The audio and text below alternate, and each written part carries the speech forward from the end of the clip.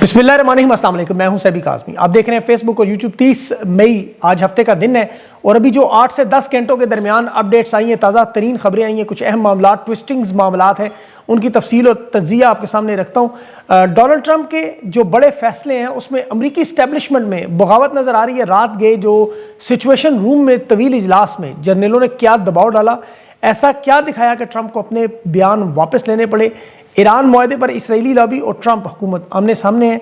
Trump की जाली फतह दिखाने की कोशिश नाकाम हुई। मुरासले में हतमी मंजूरी की कोशिश पर ईरान का ट्रंप को साफ इनकार। एक एक नुक्ते पर उन्होंने क्या जवाब दिया और 5 जजीरों की ताकत, इस वक्त बुनियादी मरकज़, कितनी बड़ी शिद्दत से हमला करना है, इसकी तैयारी क्या है, असल मसाइल क्या हैं, ये सारा मैं आपके सामने रखूँगा। और अमरीका का नेटो ममालिक से फ़ौज निकालने के बाद इसराइली फ़ौज से इल्हाक में दिफाई मुआहदा नया, मोसाद की बड़ी ख़तरनाक साजिश जिसमें अब ख़तरा कतर की लीडरशिप को, उनके सरबराह को टारगेट करने का खेल।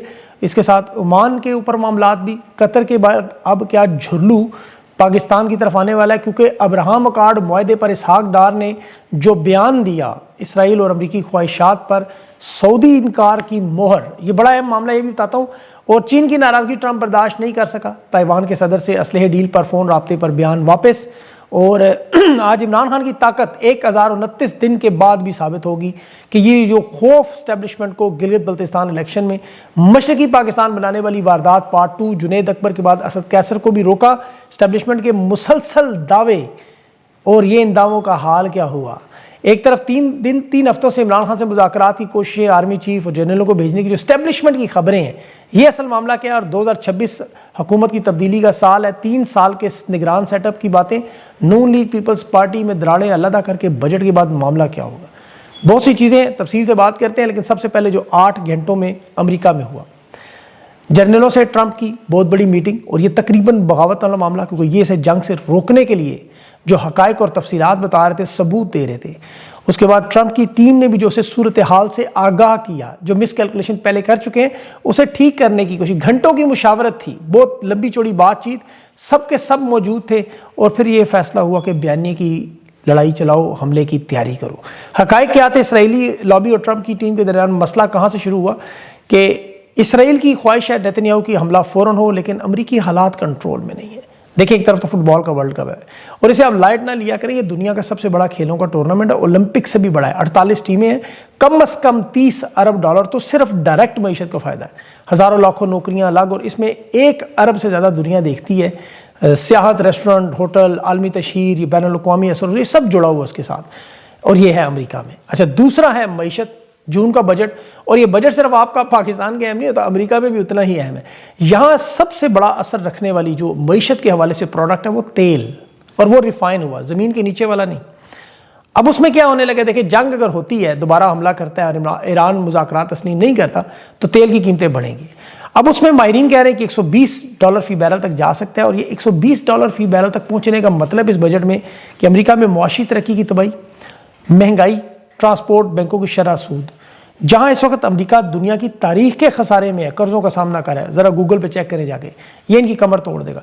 फिर गर्मियों का सीज़न है, अमेरिका में स्ट्रेटेजिक रिजर्व जो है तेल के नहीं बल्कि पेट्रोल के, डीजल के कहूँ तो ये हंगामी बुनियादों पर रिफाइन किया हुआ जो पेट्रोल और डीजल जेट फ्यूल है, ये नहीं मिल रहा। कहाँ से लेना होता है? अरब दुनिया से, वो बेचने के काबिल नहीं है। ईरान से ये ले नहीं सकते, पीछे रह गए सिर्फ रूस। तो बजट की तबाही में ज़ाहिर है मामला है। ऊपर से खारजा पॉलिसी में जो इंतहाई कमज़ोर मामला, देखिए, चीन के साथ अमेरिका का मामला था नायाब मादनियात का, कि उन पर इन्हिसार करते हैं। आर्टिफिशियल इंटेलिजेंस से लेके हथियारों में जिसमें चिप्स, सेमीकंडक्टर सब शामिल हैं, वो चीन से लेते हैं, चीन पे इन्हिसार करते हैं 92%। अब तेल के लिए किस पे इन्हिसार करना पड़ेगा? रूस पे। तो सुपर पावर वाला तो काम खत्म। अब नाए हरमज़ वैसे ही बंद है, और ओमान पर ये हमले की तैयारी कर रहे हैं, और कतर के साथ जो वारदात शुरू करने जा रहे हैं वो मैं आपको आगे चल के बताता हूँ। तो फिर ये बात जाएगी किधर से, खुद सोच ले। वो कहते हैं ना, पत्थर वैसे गोल नहीं हुआ, ठोकरें इतनी लगी। ट्रंप गरीब का बड़ा बुरा हाल है। कल इसने एक मुआहदा छापने की ट्वीट की, ईरान ने इसके ट्रुथ सोशल मीडिया पे एक पॉइंट का जवाब क्या दिया, और सिर्फ जवाब नहीं दिया, उन्होंने कहा मिसाइलों से जवाब हम दे चुके हैं। इन्होंने कहा अब नाए हरमज़ पे कोई टोल फ्री टैक्स ना शामिल है, ना अफसूदा यूरेनियम को तबाह की शातिर, सिरे से ख़त्म। कहा ट्रंप झूठ बोल रहे हैं, इसने जिक्र नहीं किया ईरान के मुंजमद फंड पर कि $12 अरब फौरी तौर पर जारी करना। अब देखिए, ये इस मुआहदे में लाजमी था। और सबसे बढ़कर लेबनान में जंग बंदी का मुआहदा, जो कि इसकी पेशगी शर्त है, اب جو ڈونلڈ ٹرمپ نے اعلانات کیے جی کہ ایران تو جوہری پروگرام ترک کرنے پر تیار ہے، آبنائے ہرمز مفت کھولنے پہ تیار ہے، ایران نے کہا نہیں $12 ارب رکھو، لبنان کی جنگ بند کرو، آگے بات اس کے بعد ہوگی. یعنی یہاں یہ ثابت ہو رہا ہے دونوں میں سے ایک جھوٹ بول رہا ہے. ٹرمپ کا کردار سب کے سامنے، اس کے تو جھوٹوں پہ پوری کتاب ہے، وہ پبلکلی پکڑے بھی جا چکے ہیں اور کردار وہ سب جانتے ہیں ایپسٹین فائلوں والا. دوسری طرف ایرانیوں کا کردار بھی ساری دنیا کے سامنے ہے، ان کی قیادت سمیت سب جانتے ہیں. تو اس لیے ایران اور ٹرمپ کے معاملے میں تو سچ اور جھوٹ کا معاملہ سب کے سامنے. ٹرمپ نے جھوٹ اور سچ کو ملا کے کچھ باتیں کی، لیکن ایران نے کہا اس کا کوئی ایسا فیصلہ ہی نہیں ہے، اور ٹرمپ کا اجلاس بھی بلا نتیجہ ختم ہوا. اب دیکھیں معاملہ اصل میں جنگی طاقت کا تھا. مذاکرات تبھی ہوتے ہیں، وہ دنیا کے سامنے واضح ہے کہ جنگ جیتا کون. مذاکرات کے اندر طاقت اس لیے نہیں ہے کہ ایران کو منوا نہیں سکتا کہ 12 دن کی جنگ پہلے کی، پھر آپریشن ایپک فیوری لانچ کیا، پھر آپریشن فریڈم 2 آزادی کا لانچ کیا آبنائے ہرمز پہ، اور یہ تینوں امریکہ کی تاریخ میں ناکام ہوئے. یہ دفاعی نظام چیک کرنے کے ایران نے اس کے جواب میں آبنائے ہرمز اور جزائر پہ قبضہ کر لیا. عسکری اور بحری طور پر مکمل قبضہ، سمندری بندرگاہیں، تیل کی رسد، معیشت آبنائے ہرمز کے اوپر بھی، اور انٹرنیٹ کی جو فائبر آپٹکس کے ذریعے زمین کے نیچے بھی، خلا سے زمین تک حملہ کرنے کی صلاحیتیں بھی اب ان کے پاس آ چکی ہیں اور مزید بڑھ بھی رہی ہیں. اب حالت یہ ہے کہ $13 ارب کا جو سب سے بڑا مہنگا بحری جہاز فریگیٹ، جو ایران کی ایک ریموٹ کنٹرول خودکش کشتی یا ایک بارودی سرنگ تباہ کر دیتی ہے، وہ اربوں ڈالرز کا بحری بیڑا، اور یہاں کم لاگت کی چھوٹی چھوٹی بمبار کشتیاں ان کا محتاج بن گیا. وہ جیرلڈ فورڈ امریکہ واپس پہنچ چکا ہے، اور یہاں کم سستے ہتھیاروں نے پوری دنیا کے جنگ کا نقشہ ہی بدل دیا. یعنی سپر پاور کا وہ کام ریزہ ریزہ ہو گیا. اتنی بڑی جیت جو ایران کو ملی، اب وہ کیا شرائط مان کے ٹرمپ کی پلیٹ میں رکھ کے اسے دیں گے؟ ایسا تو نہیں ہوگا. تو یہ جو مذاکرات ہو رہے ہیں وہ سب جانتے ہیں حقیقی امن کے لیے نہیں تھے، نہ ہیں، نہ ہوں گے. اب تاخیر کی جو حکمت عملی ہے اس میں ڈونلڈ ٹرمپ کرنا کیا چاہتا ہے؟ ایک تو ظاہر ہے مذاکرات کو ناکام کر کے اس کا الزام لگا کے عسکری طاقت سے آبنائے ہرمز کے گرد، اور وہاں سب سے بڑی طاقت ہے 5 جزیرے. ذرا یہ بات ذرا غور سے سنیے گا، سمجھیے گا. آبنائے ہرمز کے گرد 5 جزیرے ہیں. جزیرہ ہرمز جو کہ داخلی راستہ ہے، جزیرہ کشم جو کہ خلیج فارس کا سب سے بڑا جزیرہ ہے، آبنائے ہرمز کے شمال میں جہاں ایران کے بحری اور میزائل اڈے ہیں. جزیرہ لارک جو آبنائے ہرمز سے گزرنے والے بحری جہازوں پر نظر رکھتے ہیں، اونچی جگہ پہ ہے، وہاں سے نظر آتا ہے. ابو موسیٰ جو کہ آبنائے ہرمز کے مغرب میں، اور اس پہ ایران کا کنٹرول ہے، اور عرب امارات بھی دعویٰ کرتا ہے ہمارا بھی ہے. پھر لیسر تھم اور گریٹر لیسر، یہ دونوں ایران کے کنٹرول میں. اب عرب امارات بھی کہتا ہے یہ ہمارے ہیں. ان تمام بحری راستوں میں، ان 5 جزیروں پر جس کا قبضہ ہو وہ دنیا کا 20% تیل ان کے پاس. تو ایران کی فوجی طاقت تو آبنائے ہرمز میں ہی ہے. اب یہ اسی طرح ہی ہو سکتا ہے کہ قبضہ کرے یہ ان جزیروں پہ، تبھی ایران کی طاقت ختم ہوگی. ٹرمپ تو ابھی ناکہ بندی خود ختم کرنے کی بات کرتا ہے، کبھی مفاہمتی یادداشتیں آپ کو نظر آتی ہیں. اصل گیم ہے کہ اس میں تیاری کا موقع ملے. حکمت عملی ہے کہ معاہدے کو کامیاب کرنے کے لیے کوشش کی جائے. لیکن اس میں دیکھیں جب تک اسرائیل اور لبنان کے درمیان جنگ بندی کا معاہدہ نہیں ہوگا، اعلان نہیں ہوگا، یہ سب کچھ ناممکن ہے. اب ٹرمپ نے وہ لچ نیا ٹال دیا ابراہم اکارڈ والا معاہدہ کہ وہ مانو، اسرائیل کو تسلیم کر لو. یہ میں آپ کو آگے چل کے بتاتا ہوں یہ رائتا کیا پکا ہوا ہے. یہ دیکھیں جو مذاکرات ہیں یہ کیوں نہیں کامیاب ہو سکتی، اور جنگ کا معاملہ اس میں 15 ممالک شامل ہیں. تمام پارٹیوں کے اپنے اپنے مفادات ہیں. چین، روس، اسرائیل، ایران، امریکہ، عرب دنیا کے 8 ملک مذاکرات کے نام پر. اب تو خیر پاکستان کو بھی ابراہم اکارڈ کا ڈھول ڈال کے گھسیٹ کے لے گئے اندر. ٹرمپ لے گیا ان کو بھی اس کے اندر، ویسے تھے نہیں. انہیں ظاہر ان کا انجام بھی اس میں ہونا ہے، مارے جانا انہوں نے. اب ان جو 15 ممالک کے مفادات ہیں وہ دیکھیں ان سب کو راضی کرنا بڑا ناممکن ہے. مثال کے طور پر روس دیکھیں، اس جنگ میں وہ اپنا تیل بیچتے رہے، وہ تو فائدہ اٹھاتے رہے. چین نے اس پورے خطے میں اپنی بالادستی حاصل کر لی ہے. وہ چاہتے ہیں کہ جو آبنائے ہرمز میں سے ایران اور عمان کے کنٹرول میں آئے اور تیل کی سپلائی جو ہے اس کی تاریخ ہی بدل جائے. دیکھیں اس آبنائے ہرمز سے گزرتا کیا تیل، بیچنے والے کون ہیں؟ عرب ممالک، ایران یا روس. عرب ممالک اوپیک میں پہلے ہی کمزور ہو چکے ہیں، عرب امارات تو نکل ہی چکا ہے. باقیوں نے تیل بیچنا ہی نہ بک رہا ہے، مطلب وہ راستہ ہی نہیں ہے. اب خریدتا کون ہے تیل دنیا میں سب سے زیادہ؟ چین. وہ خریدتا ہے کس کا؟ روس اور ایران کا. تو پھر اب کرے تو کرے کیا؟ اب یہاں اسرائیل نے دیکھے لبنان، فلسطین، غزہ، شام، عراق، سوڈان، صومالیہ، ان تمام ممالک پر قبضہ کرنا ہے، گریٹر اسرائیل بنانا. وہ ایران کو کسی صورت میں معاہدے میں کامیاب نہیں ہونے دینا چاہتے، کیونکہ ان ممالک میں جو مزاحمت ہے وہ ایران کی طرف سے. معاہدہ اگر ہوتا ہے تو ایران اس سے کیا ہوگا؟ معاشی طور پر مضبوط یا کمزور؟ امریکہ تو $300 ارب دینے کی ایران کو بات کر رہا ہے، سینٹرل فنڈ بنا کے. ان کے منجمد اکاؤنٹ کی پابندیاں، ان کے اوپر تیل بیچنے کی پابندیاں ختم کرنے کی بات. تو نیتن یاہو کیا یہ ہونے دے گا جس کا اپنا الیکشن سر پہ ہے، کرپشن کے کیسز لٹکے ہوئے ہیں؟ پھر جو باقی پارٹیاں شامل ہیں ان کو دیکھیں کہ اب امریکہ تنگ آ کے اپنے ان اتحادیوں کی طرف دوبارہ جا رہا ہے جنہیں ذلیل کرتا رہا ٹرمپ. اور یہ اتحاد اس کا صرف ایران کے معاملے نہیں، اصل معاملہ تو چین کے ساتھ ہے۔ یہ جو کوارڈ اور اوکس کے اتحاد ہے جس میں جاپان ہے، آسٹریلیا ہے، برطانیہ ہے، جنوبی کوریا ہے، یہ چین کو روکنے کے لیے ہیں۔ کوارڈ پہ آج بھی جاپان، امریکہ اور آسٹریلیا کی امریکی وزیر دفاع سے بڑی اہم ملاقات ہوئی۔ مارکو روبیو ابھی ہندوستان سے واپس آیا، تو کیونکہ ٹرمپ کا چین کا دورہ کامیاب نہیں ہوا اور تائیوان پہ وہ بیچارہ پیچھے ہٹ رہا ہے خود۔ تو یورپ کا بھی یہاں مسئلہ یاد رکھیں، جو روس کا نیٹو کے ملک رومانیہ پر حملہ ہوا، پولینڈ خطرے میں ہے۔ یوکرین کی اپنی حالت وہاں یہ ہے کہ روس کے میزائل حملوں سے، ڈرون حملوں سے خوفزدہ وہاں میٹرو سٹیشنز پر عارضی خیمے بنائے جا رہے ہیں، پناہ گاہیں بنائی جا رہی ہیں۔ روس کے TU-95 اور TU-160 لڑاکا طیارے جو ہے دو، یہ کھڑے ہیں اس وقت تیار حالت میں۔ روسی وزیر خارجہ نے خود مارکو روبیو امریکی کو بتایا کہ ہم تو انتظار میں ہیں حملے کے، ہم نے تباہی پھیر دینی، آخری حملہ ہوگا وہ پتہ نہیں محدود ایٹمی ہتھیاروں کا نہ ہو جائے، اور انہیں روکنا چاہتا ہے یورپ، وہ چاہتے ہیں یوکرین اس جنگ میں جیتے۔ تو یہ معاملہ اتنا پھیل چکا ہے کہ اس میں جنگ بندی کی توسیع تو ہو سکتی ہے، وہ چاہے ایران امریکہ اسرائیل کی ہو یا روس یوکرین کی ہو، معاہدہ بڑا مشکل کام ہے۔ جو شرائط پیش کی جاتی ہیں وہ کسی کے لیے بھی قابل قبول نہیں ہے۔ ٹرمپ کہتا ہے میری شرائط پہ معاہدہ ہو، جوہری ہتھیار نہ بنائیں، اور ایران کہہ رہا ہے کہ نہیں، معاملات طے نہیں ہوں گے جب تک ہماری بات نہیں مانو گے۔ اب اس میں جو آج دھچکا ڈونلڈ ٹرمپ کو لگا، اور یہ بہت بڑا معاملہ ہے قطر آپ کو پتہ ہے بڑا ملک ہے مذاکرات کے حوالے سے بھی۔ اب ان کی لیڈرشپ اسرائیل کی ہٹ لائن پہ آ گئی ہے، انہیں شاید اڑا نہ دیے جائے گئی، کیونکہ انہوں نے آج $6 ارب ایران کو دے دیے ہیں۔ یہ ایران کی اتنی بڑی کامیابی ہے، دیکھیں انہوں نے تنخواہیں دینی ہے، معیشت چلانی ہے، اپنا بجٹ چلانا ہے، یہ سارا کچھ کرنا ہے، انہیں پیسے چاہیے، اور خاموشی سے قطر نے $6 ارب دے دی۔ ایران کے جو منجمد فنڈ تھے $12 ارب، اس میں سے $6 ارب یہ لے گئے۔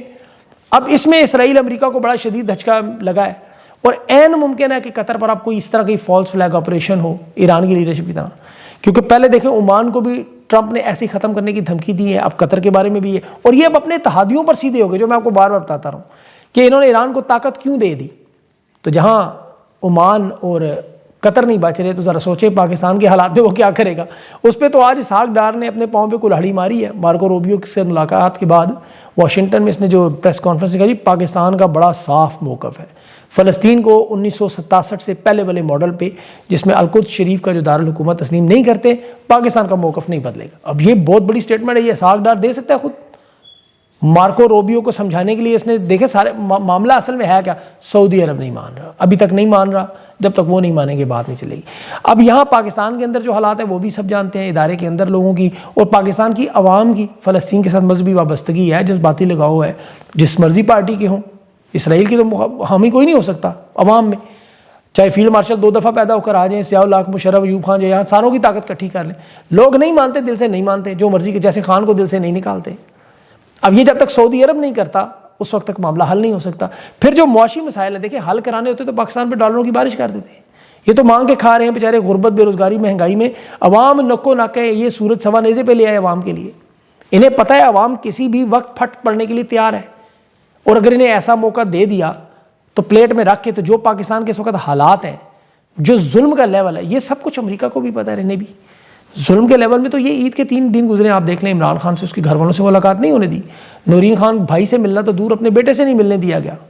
پھر جو پاکستانیوں کے لیے انہوں نے مشرقی پاکستان والے حالات بنا دیے ہیں، علیحدگی کا، ایک طرف بلوچ جو تصویریں اور ویڈیوز آ رہی ہیں، تو یہاں جنید اکبر تحریک انصاف پارلیمنٹیرینز کو کل روکا، آج اسد کیسر کو اسکردو ایئرپورٹ اسلام آباد جانے نہیں دیا، اسلام آباد ایئرپورٹ سے۔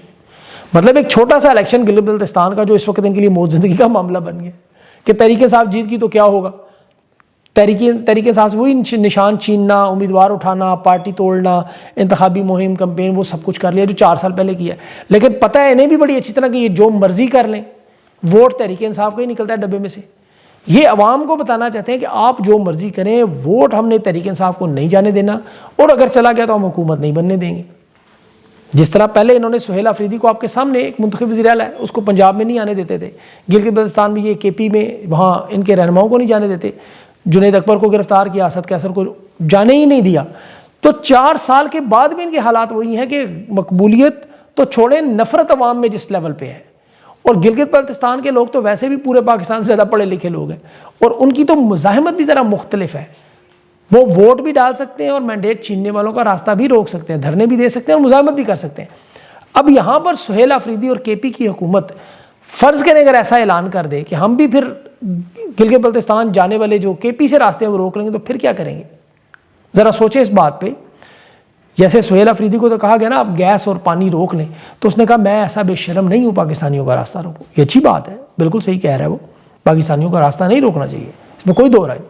لیکن جو یہ کر رہے ہیں اسے دیکھیں کہ مجبور کر رہے ہیں، جیسے شیخ مجیب کو کیا.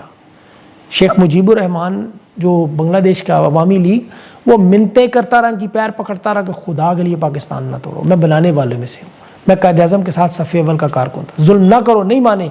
پھر وہی وہ آج بنگلہ دیش کہاں ہے دیکھ لیں. یہ تحریک انصاف کے ساتھ یہی کر رہے ہیں، اور ہم سب لوگ بھی انہیں پکڑ پکڑ کر سمجھا رہے ہیں، پیر ان کی منتیں کر رہے ہیں نہ کرو، ملک ٹوٹ جائے گا. لیکن یہ اتنے ظالم ہیں کہ میں دیکھ رہا تھا اسد کیسر کو صرف روکنے کے لیے انہوں نے درجنوں لوگوں کی فلائٹیں مس کروا دی، ٹریفک بلاک کر دی، عوام کو وہاں تباہ و برباد ذلیل کر رہے ہیں. اب یہاں گلگت کا الیکشن بڑا اہم ہے. یہاں تحریک انصاف مجلس اتحاد مسلمین کے نامزد امیدوار ان کے انتخابی نشان آ گئے ہیں. جس طرح 8 فروری آپ نے کمپین چلائی، اسی طرح عوام کو ان نشانات کے لیے کمپین تو چل رہی ہے، اور ہو سکتا ہے میری بھی شروع میں آ رہی ہو، تصویر آگے ہوگا، آپ کے پاس یہ ہوں گے نشان. انہیں اسی طرح چلائیں.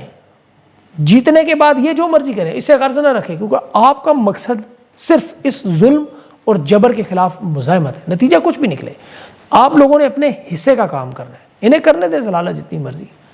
اس میں دیکھیں اس سارے مرحلے میں اسٹیبلشمنٹ اپنی خبریں بھی انسٹال کر رہی ہے، ان کے صحافی بھی لکھ رہے ہیں، ان کو خبریں دی جاتی ہیں. آپ کو پتہ ہے کہ جی خان کے ساتھ مذاکرات جاری ہیں 3 ہفتے سے، بالکل بات چیت تو ہوتی ہے، ملاقاتیں ضرور ہوتی ہیں، اور اس میں نے کہا جی سابق آرمی چیف بھی ملتے رہے عمران خان سے، وہ پہلے بھی ملتے رہے، اب بھی ملتے رہے ہوں گے.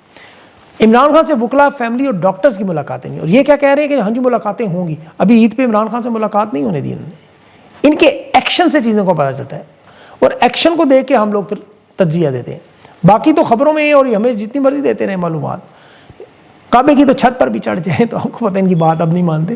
گلگت بلتستان میں تو یہ ثابت بھی ہو گئی ہے کہ عمران خان کے ساتھ پاکستان کی عوام جڑی ہے. لوگوں کا دل جرنیلوں پر کوئی اعتبار نہیں کرتا. لوگ جانتے ہیں کہ ان کی مداخلت، ان کی ہر غیر آئینی کام سے لوگوں کو نفرت ہے، اور یہ خوف ہے. ان کا خوف اتنا ہے کہ عوام کا سامنا نہیں کر سکتے، چاہے دھاندلی ہو، الیکشن چھینیں، اپنے ٹاؤٹس کو الیکشن لڑوائیں، الیکشن قابو کرنے کے لیے لوگوں کو خریدیں، ماریں پیٹیں، جو مرضی کر لیں. یہ خوف ہے، یقین کریں. 26ویں 27ویں ترمیم بھی خوف کے ذریعے کر کے یہ الیکشن کا یہ سارا نظام بنایا گیا، اقتدار لوٹا گیا.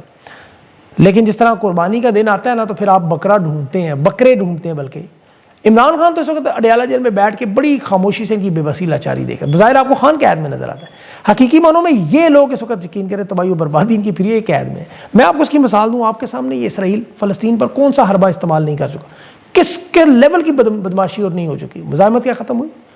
آج ٹرمپ مجبور ہو کے ابراہم اکارڈ پارٹ 2 میں کہہ رہے ہیں اسرائیل کو سفارتی مان لو بھائی، طاقت کے ذریعے نہیں منوا سکے.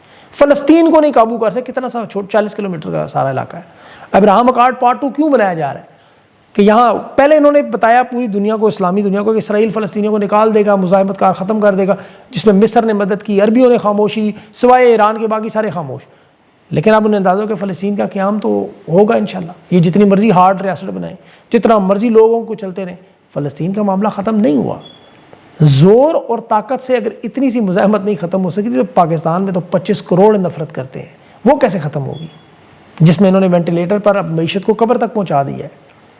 ان کی جو مقبولیت کا لیول ہے وہ اس وقت یہ ہے کہ قبر کے اوپر یہ کھڑے ہیں، ایک پاؤں چھلکے پہ ہے، دوسرا دہانے پہ. آپ یقین کریں آپ کو باتیں عجیب لگتی ہیں. اب صرف وقت نے طے کرنا ہے کہ وہ دھکا انہیں لگے گا، یہ ٹرمپ کے ساتھ جائیں گے یا اکیلے جائیں گے. اور یہ انشاءاللہ ہوگا کہ یہی اللہ کا قانون ہے، یہی دنیا کا دستور ہے اور تاریخ ہے. اب دیکھیں گے وہ وقت کیا ہے، کیونکہ وقت کا کوئی بتا نہیں سکتا. بہرحال اگلے ویلاگ تک کے لیے مجھے اجازت دیں، اپنا خیال رکھیں. اللہ حافظ.